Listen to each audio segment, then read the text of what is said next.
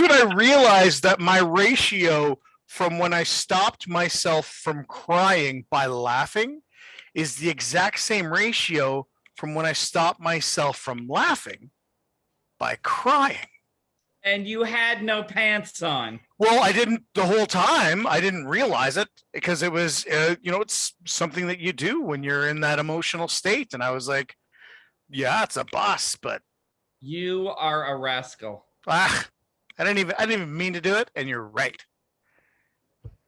How are you doing today? You know what? I'm okay. I'm okay. I think I'm having an allergic reaction to a cat. Ugh. What kind of cat? Really like a fuzzy, furry fucking Uh, cat. yeah, dander. One of those like Persian-y ones, and it it has spent a couple of weeks. I'm house sitting. It has spent a couple of weeks avoiding me, and now it's decided that it really likes me, and so it's like its Oh. asshole on my nose. Yeah. So the way that cats work is what people call personality for cats, I call indifference. And now that the cat knows that you are allergic to it, Yeah. it's going to be on you. It has nothing to do with liking you. It's all about Oh power no, cats balance. don't like me. I don't like them either. But I Yeah. thought we had sort of a like an unspoken truce. Yeah. It's like we make the eye contact early, and I say, "Stay away from me," Yeah. and they start like moseying around and getting closer and closer. It's like shark. It's like Yeah, Jaws.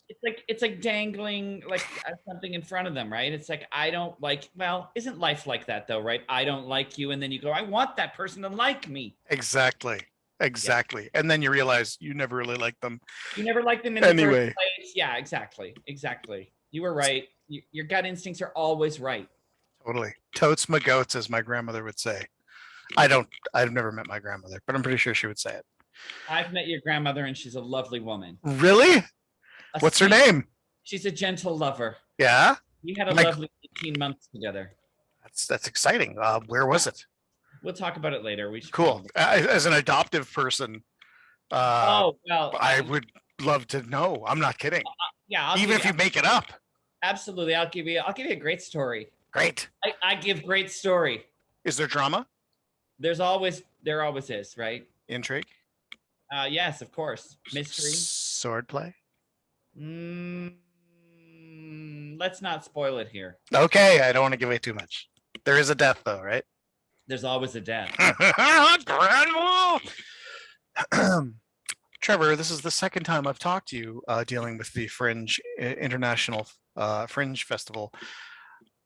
Most people who are pro fringers who do their thing, they understand that the fringe is the time for them to get to make their money. You don't really mail it in, from what I've gleaned. You still do your best work. I love to do. Yeah, I want to do good work. I always want to do good work. Yeah, Yeah. that's my thing. I want to have. I want to have a high artistic quality work. Yeah. What is that? Is that something that you've always done? Like, I don't want to call it a character flaw because it's not a flaw. It's such an admirable quality. But like, have you ever been in situations where you're like, I gotta bail. This isn't up to my personal standards. Have you ever had to, I'm not saying quit a project, but have you ever had to put your foot down? I can actually tell you a story. Okay. We did a show a number of years ago at Fringe. Darren and I work with Darren Hagen quite a bit with Guys in Disguise, and we did a show a few years ago that we actually refer to as the show that we shall not name. Now, in retrospect, The Scottish show. Yeah. Yeah, I didn't. We were collaborating with some great artists in town, two other people, which we hadn't done before. So it was the four of us working on a show, and I did not have time to contribute to much of the collaboration process. I was busy with things. So I said, I will come in once there's a script. I'll come in and we'll start, like, we'll workshop it a little bit and then we'll do the show. But I need the whole script finished first, and I have nothing to do with it. And it ended up not being it was not well received. Didn't go very well. There were some bumps and some things along the way, and it did not go well. And I remember Darren saying to me, we got some terrible reviews, we got some terrible houses. Opening night, we went out, and I remember going out and bowing and there was a man in the second row of the Varscona. This was the old Varscona too, so it was they were really close. And there's a man in the second row, and people were like applauding and stuff. And he went like, he looked at me and he did this. He went, Shit. It was like that's like don't. yeah, it was like, don't even think I'm going to applaud for that. And I was like, okay, this is not good.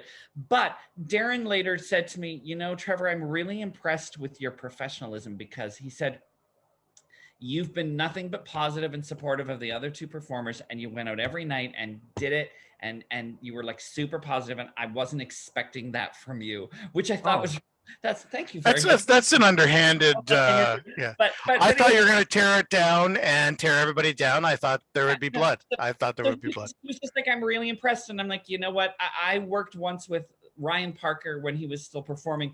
We were doing a show that had a very stylized old Broadway kind of feel to it, and it's pretty cheesy. And he said, oh, this is so dumb. This is so dumb. I hate doing this. And I said, yeah, I know. It's just that. And he said, no, I get it. If you can't get out, get in.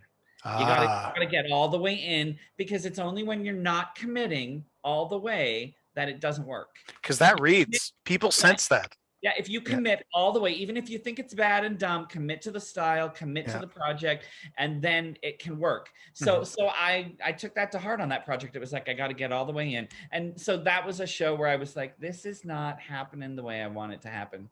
I was I felt even guiltier that I got really good reviews for that show. Like, they were like, thank God, you know, Trevor comes in late, but you know, and I felt bad for the other two performers who were also doing a lot of heavy lifting. Yeah. So, but yeah, that's a definite project at Fringe, especially, where we were like, oh, that was not good. And we've had quite a fan base over the years, and people are not shy to go, that one was bad. That one that you guys did, that was bad. And you go, but does that not quantify the quality of the work that you've done, when someone can say, like, you got so many 10s. Yeah. This is a 4, and fuck you. This is a 4. I came for a 10. Yeah. It sort of relates to your work, your body of work. We're fallible.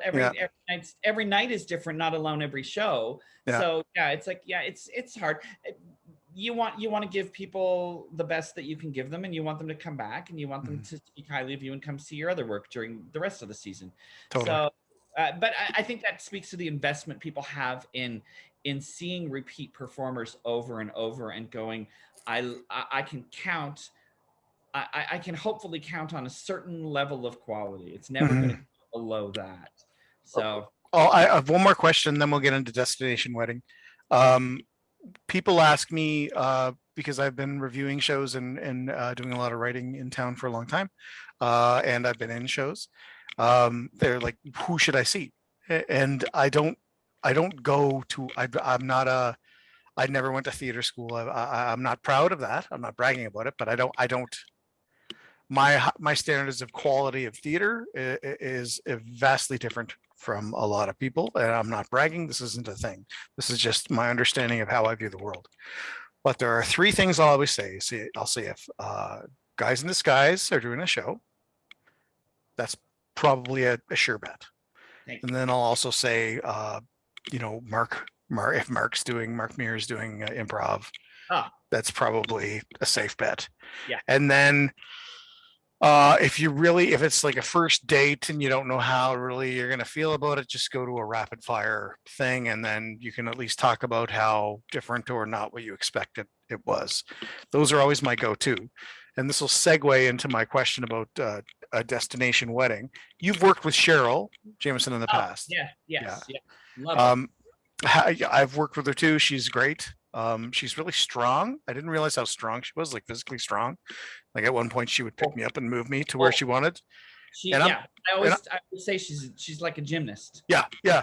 Like I think if she had money and I needed it, I would try to find money somewhere else, because I'm not going to fight her. Unless I have a series of weapons, then that's a completely different scenario, and I'm off topic. Destination Wedding, what is your input on it? How did you get involved with it with Cheryl? Because Cheryl does a lot of the whiz giggling stuff, a lot of the East Coast stuff. do Yeah, you have East Coast in you? absolutely not. Hmm. Absolutely none of it. None of it Hmm. at all. Um, Cheryl and I've worked together a number of times. Cheryl auditioned for me years ago, and she sent me a cover letter, and it was filled with East Coast slang. Hmm. And I was like, I don't know who this girl is, but she's hilarious. Hmm. And she came in, I was like, you're the funny girl with the funny letter. And she was like, yeah, I guess so.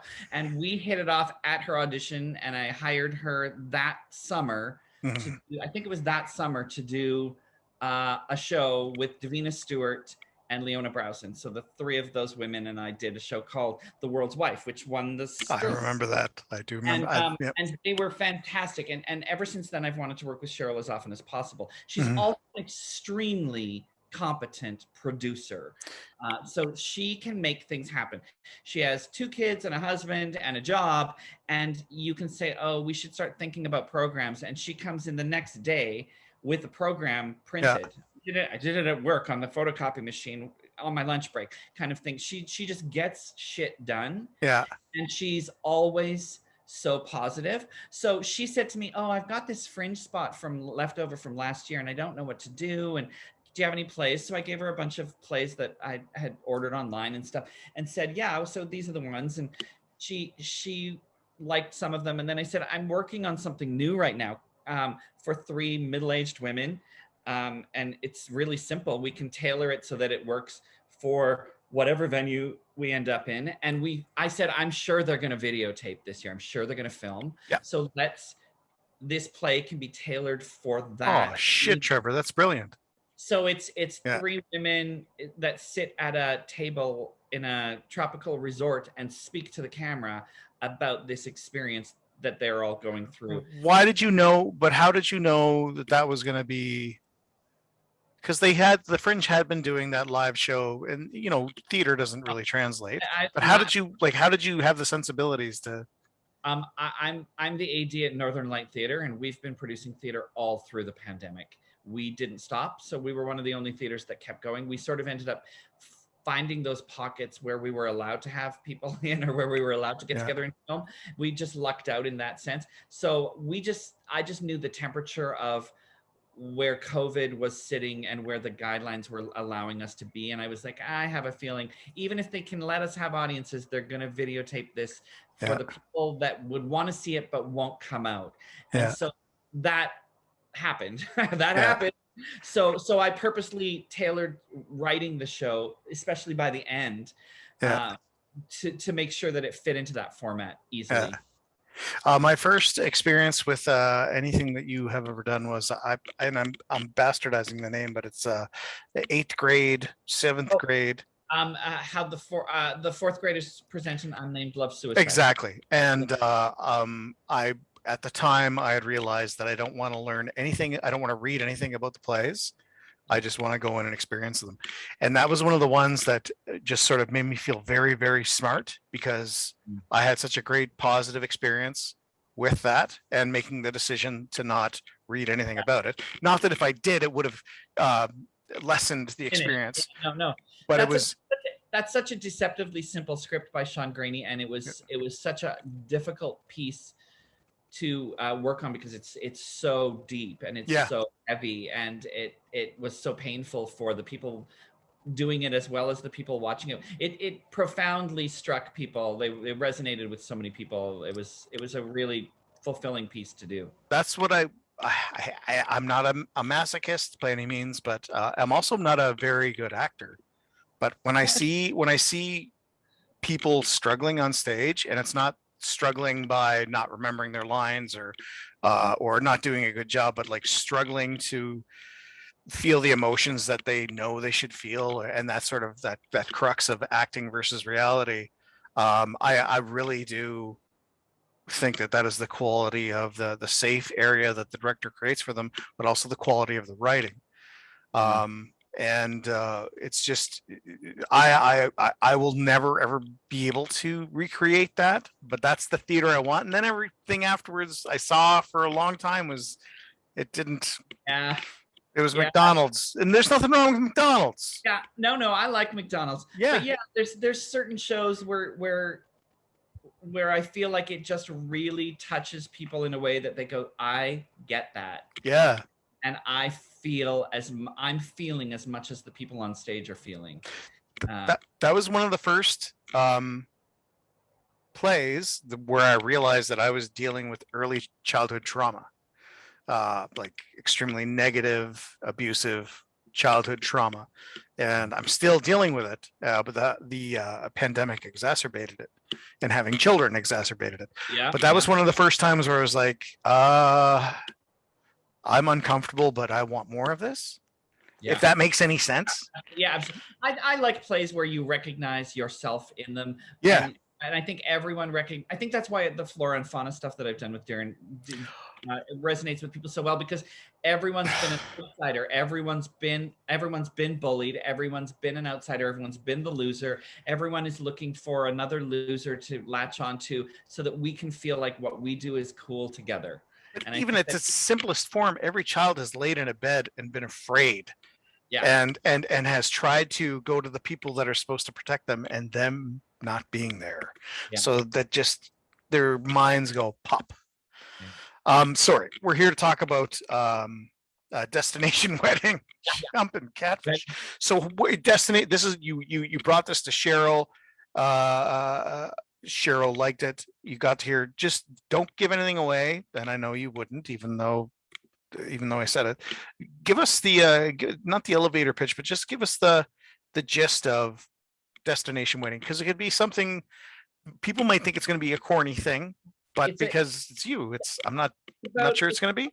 It's about 3 middle-aged women who were dorm mates in college, and they have all been invited to a fourth member of the group is getting remarried. She's having her second wedding, and it's a destination wedding in a tropical location at a resort. They all go to the resort to be her bridesmaids for the second time. They're reuniting after a number of years apart, and they all are still vaguely connected.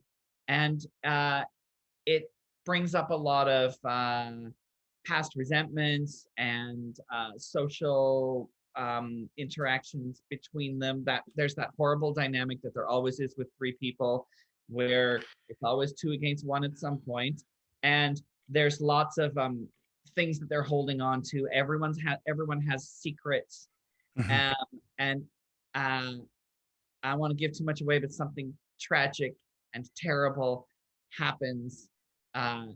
Is it a pandemic? No, it's you really missed a mark with that, because we're anyway, you're that playwright.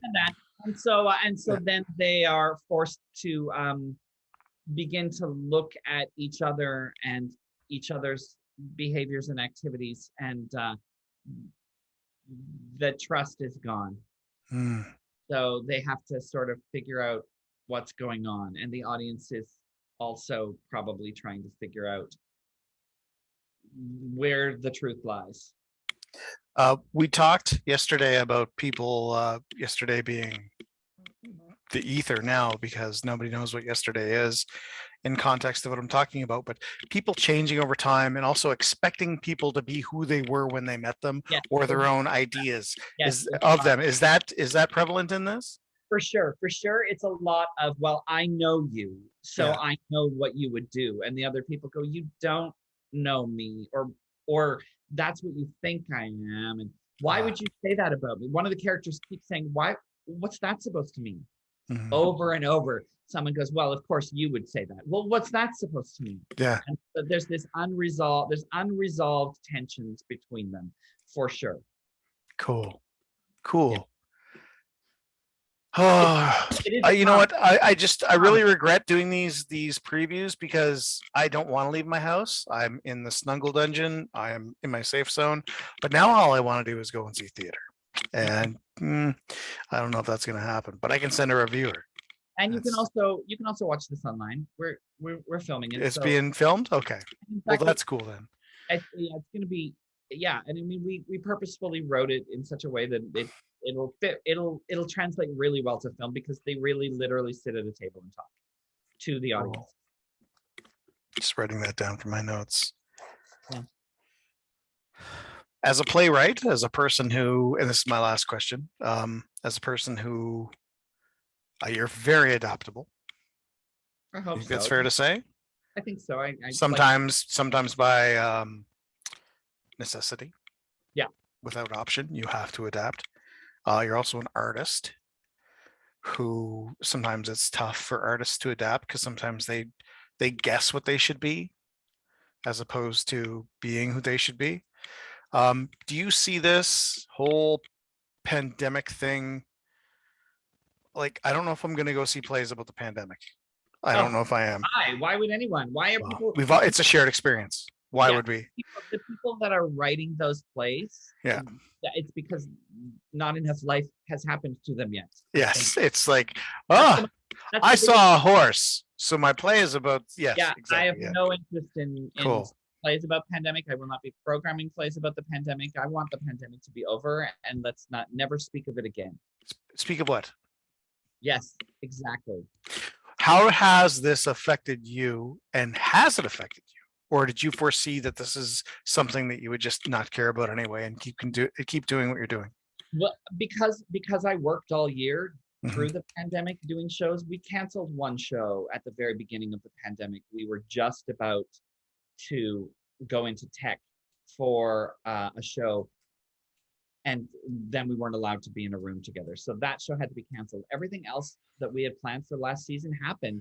So I like while everyone else is really itching to get back to theater, Mhm. I've been in theater the whole time. You So I never, have that kind of need. I'm sort of going, can yeah. I vacation now? That'd be awesome. I'd love to It's like the new recruits coming into a war and you're like, okay, I've been here. That's your gun. Yeah, Is the safety on? Yeah. Is the safe? Shut up. Is the safety on? Okay, now we can talk. Yeah. Yeah, so it's a little bit like that.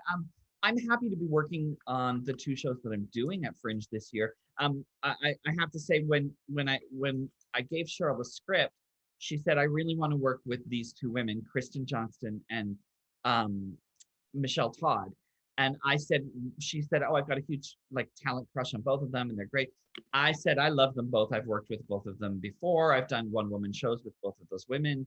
This is all a great atmosphere. So for me, this has been a real joyous experience to work with three women who bring such great energy to a room and that I've known for years and are friends. So it's been really fun, and I'm glad to do these two shows, considering I'm not performing this summer like I normally am. Mhm. But yeah, it's different. I think it's different for me. I can't compare my experience to other people's because I worked all the way through. I didn't have that break. I don't have that. Well, it was your job. Yeah, It was exactly. like everybody, like, I'm a stay-at-home dad. My partner, she had to like work from home, work from an office, work from home. Like, and I always had this thought in my back of my mind. I'm like, the people who live and breathe arts, and that's their rent. There's no Joe jobs. There's no Yeah. day jobs. And I wasn't seeing anybody else outside of rehearsal for things. So that really was that much needed and desperately needed social interaction for me. Otherwise, I would have been sitting in my apartment alone with no family in town, no partner, no nothing. So for me, I'm very, very grateful that I was able to work this year as much as I want to break from it. Why didn't I hear about it? Well, we were online, like all our shows. I'm online. All our shows were online this season. I think I think it's me. It's probably me. Maybe. But I'm just like, I've got all the other news from other things. That would have been like this. That like what I'm saying is like the stuff that you create could have like really. Anyway, personal. I think we're re-releasing it anyways. Good. We're hoping that all our shows from last season will be re-released on digital.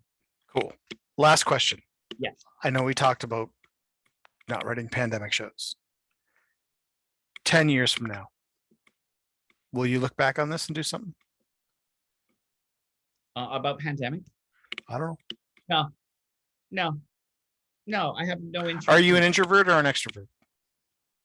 I'm probably an extrovert. Okay. Although this last year has maybe fucked that up, spending so much time by myself. I like people. I like people. I like to be around people. I would like to have people around me. But yeah, No, I don't think I won't write a play about the pandemic. Not specifically. Not I don't mean because you're that creative. You got the like this whole thing going on, and this No, whole thing is like the understanding always, of the there are self-awareness. always plays about disconnection between people, Yeah. and I'd rather have it be emotional disconnection rather than physical disconnection. Physical disconnection, that's simple. You go, well, that could be fixed like that. Yeah. When the epidemic is over, that doesn't interest me. Yeah. That's saying this is the physical obstacle that is making the conflict in this play. I don't care about the Mhm. physical obstacle. I want to talk about the emotional obstacles, Yeah. because that's the things that we have control over, are our emotional obstacles, not our physical ones. So I wish I had control over my emotional obstacles.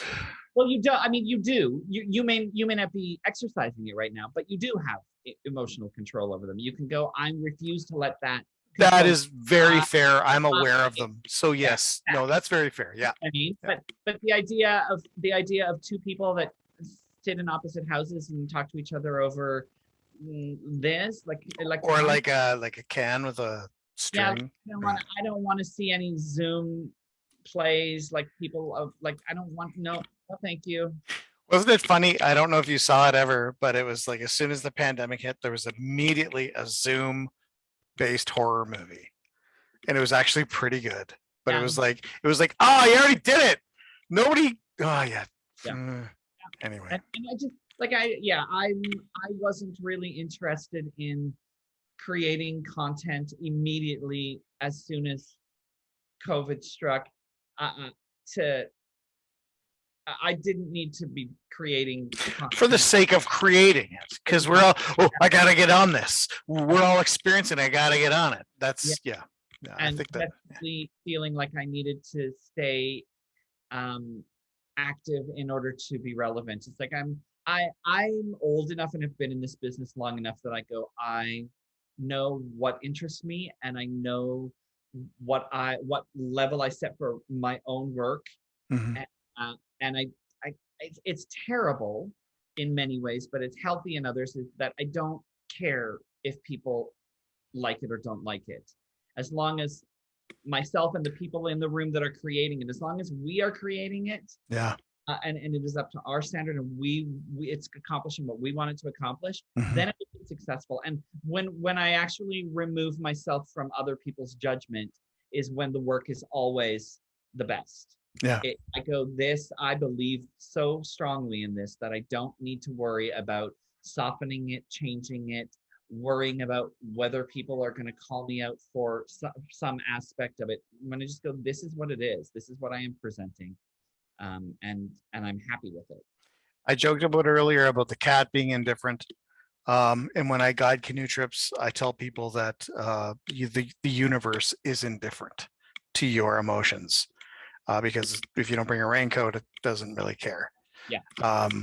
But yeah, Trevor, this has been awesome, wonderful, great. If there's anything I didn't cover that you want to mention, I will have all the times and dates and whatnot in this. These girls are great. The women in the show are really fantastic. They're all quite well known in town, and they're excellent. It's a funny little show. We've laughed a lot. We've laughed a lot in the hotel. Nice. That's wonderful. So thank you for taking the time again. Thanks for talking to me again. And I will make sure that the links get sent out, and I'll talk to Cheryl about the whiz giggling social media stuff. But yeah, thank you so much, Trevor, and I really do appreciate your time. Good luck with the rest of your day. Yeah, it's gonna be great.